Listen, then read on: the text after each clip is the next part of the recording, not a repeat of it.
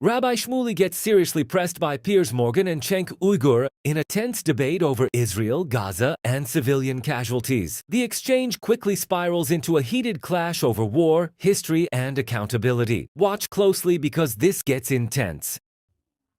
Yeah. Look, you just interviewed a terrorist, and she's one of the most vicious terrorists of my lifetime.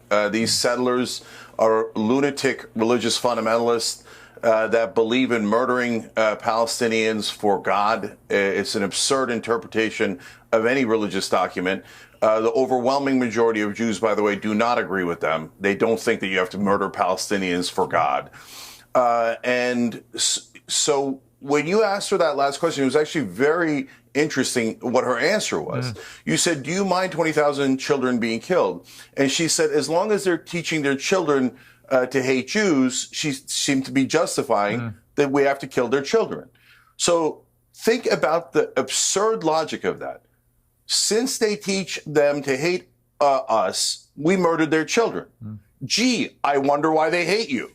Like, the fact that she can't even see that shows you how painfully stupid this terrorist is. So I'm done. You guys are way too polite to Israel. Israel is a terrorist state. I'm not interested in it. I'm not interested in supporting it. I'm not interested in having them steal more Arab land. And I said to you, Piers, a long time ago, that this was never about self-defense. This was about taking Gaza. Well, I was right. I've been proven right by Netanyahu and their terrorist government. I called them terrorists, and I said that they would kill more civilians than Hamas. Are you kidding me? They've now, get a load of this fact. Hamas killed 815 civilians on October 7th. Terrible. We've all condemned it 1,000 times. Now, Israel has killed 870 Palestinians under the age of 1. They have killed more Palestinian babies than Hamas killed civilians on October 7th. And every time it's a justification. No, we talked to God. God told us to steal Arab land. God told us to murder Arab children. What kind of sick state is this? When I saw her smiling, like you said, and smirking, now when I see a lot of these Israeli leaders, I feel like I'm looking at Germans telling us, no, it's okay. We can do this to the Jews. There's going to be no consequences. And their smugness partly, Piers, has to do with the fact that they think we own America. There's nothing you can do. We control the largest military in the history of the world. We can get them to do whatever we want because AIPAC has bought the entire U.S. government. And she's not wrong. She's not wrong. I mean, today Trump is talking about, you're not going to get the Epstein files. You're not going to get anything. We're occupied. We're all Palestinians now. Rabbi Shmuley, I mean, when you listened to that interview with Daniela Weiss, what did you feel about it? Piers, thank you for having me on. And having had a surprisingly civil debate at Oxford University with my brother Cenk, I'm actually going to excuse his hyperbole of calling Jews Nazis and stick to the facts because you were right, Piers. In your discussion with Daniela, stop smearing Jews. No, Cenk, please. Cenk, please don't. Okay, you're already interrupting me. Just be civil, please. We had a civil debate at Oxford. Let's try to continue. We shook hands afterward. Hundreds of thousands of people said how much they enjoyed watching us shake hands.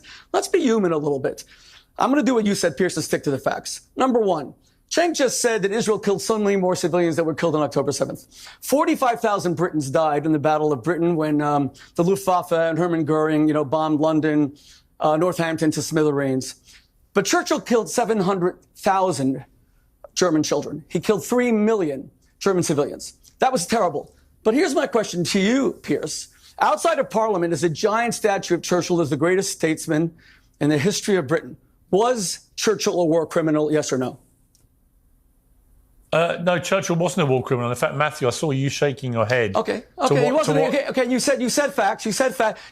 Well, hang on. If you're going to make statements like Churchill, 45. Wait. Your numbers aren't correct about the number of civilians who died. Never mind anything else. Yes, they are. There were 3 million German civilians killed by Britain and by the United States. There were 70,000 Japanese killed on a single day in Hiroshima and then Nagasaki. Half of them were children. 35,000. Was Harry Truman a war criminal? Was Roosevelt War. If you are prepared to say, Piers, based on facts and based on what Cenk just said, that the proportion of civilians to combatant deaths determines whether you're a war criminal. And by the way, Churchill killed 5 civilians for every 1 German combatant. The United States in Fallujah killed 4 civilians in Fallujah in Iraq for every 1 terrorist Iraqi combatant.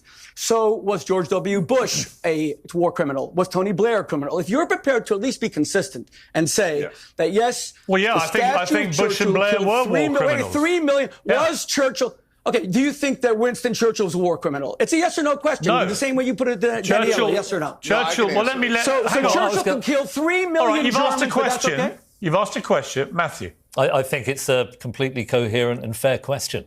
It's about means and ends. Is the means justified to achieve a given end? For what it's worth, I think that consequentialist approach is legitimate. I think that Truman was justified in the atomic bombs. I say that reluctantly.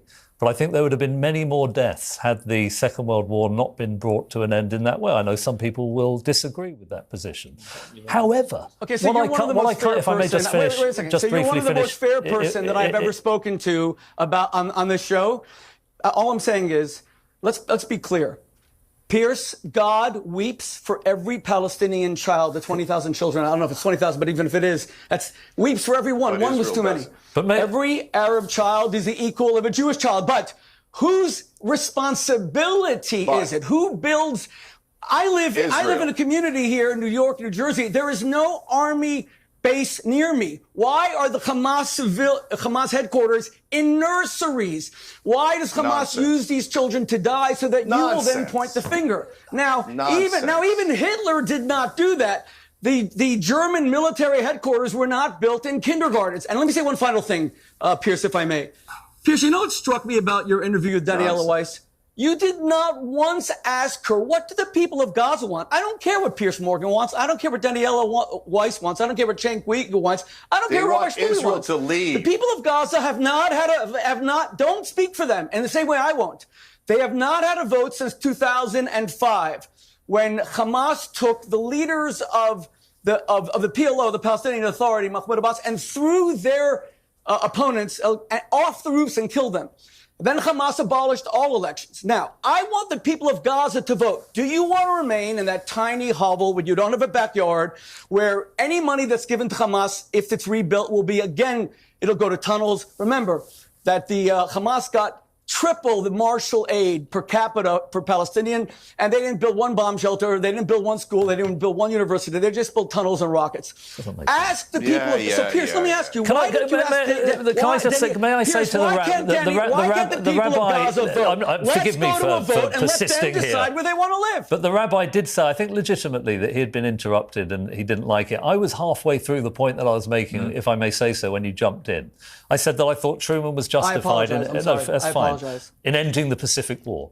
I think Churchill was justified in trying to end the war in Europe. What I don't understand, and I think a lot of people who are instinctively pro-Israel do not understand, are where are the sunlit uplands on the other side of the evisceration of Gaza? I've been told by senior Israeli officials, confidentially, that young Gazans, Palestinians and people across the Middle East are being radicalised, that these dead Hamas fighters are being replaced at a rate of 5 to 1. This isn't going to affect Israel for the next 5 months or 5 years, but for the next 50 years. And how on earth is flattening Gaza going to help the protection of Israel when their funders are in Tehran? No, I agree. The image, and let me just make one final point. In the medium term, I say to the rabbi, and I say this with great sincerity, the image of Israel, I don't want to superficialise it, but the brand of Israel, that liberal democracy in a tough neighbourhood which sits unconsciously behind Western support and has done since the Second World War, has been obliterated, shattered into a million pieces. The next generation of American leaders are going to grow up where the most salient image in their minds is not going to be the Holocaust, as it is for our generation. It's going to be emaciated Gazan children dying in their thousands, being starved via a blockade. I say to you, I understand why Israelis and Jews rallied around Netanyahu after October the 7th. Who wouldn't? After an atrocity of that kind. But I believe you've been goaded into an overreaction that will reverberate through history of great strategic disadvantage to a country I want to do well. I see you. All right, and before I let Rabbi Shmuley respond, Rabbi Shmuley, I just wanted to pick you up on the statistics that you regaled at the start of that, which I think you said that the British killed 3 million German civilians, including 300,000 children. Is that what you said? A 5-to-1 combatant to civilian just to be ratio. clear, you said 3 million, and of which 300,000 were children. That's what you said, right? Right. It's The British decimated Cologne, they decimated Berlin, they decimated Hamburg, they decimated Dresden. In Dresden, they killed 30,000 in one night, etc. Let me finish my point. You were completely wrong. You were wildly exaggerating the number of civilians killed by the British bombing campaigns, the Allied bombing campaigns. It's estimated between 350 and 500,000 German civilians were killed in total by Allied bombing in World War II. And I would also add this. At the end of... 500,000. Okay, so I said 700,000. Let me finish my point. Let me finish my point.